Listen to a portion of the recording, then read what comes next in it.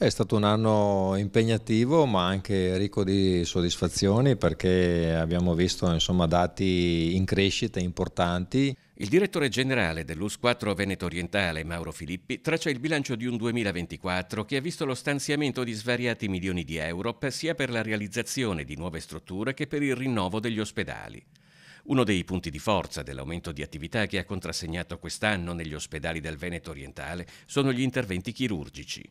Parlo soprattutto dell'incremento che abbiamo registrato nell'area chirurgica con gli interventi, un 5,4% in più rispetto al 2023 e anche di chirurgia robotica, così come ad esempio nelle prestazioni di specialistica ambulatoriale, anche qua quasi un 5% in più rispetto al 2023. C'è poi un'altra attività che impegna tutto il nostro sistema sanitario da dopo il Covid, l'abbattimento delle liste d'attesa. 2024 si chiude praticamente con dati veramente di contrazione significativa nell'ordine dell'80-85% rispetto ai dati 2023, parlo delle prestazioni in preappuntamento.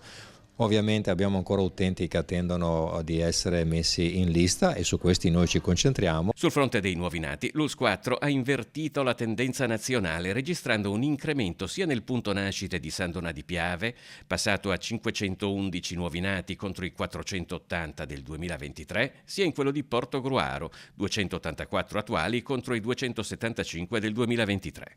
Dove siamo in difficoltà, soprattutto nelle discipline dove è più difficile nel mercato del lavoro reclutare dei professionisti, ma questo diciamo è una situazione che viviamo noi e vive un po' tutto il sistema sanitario nazionale.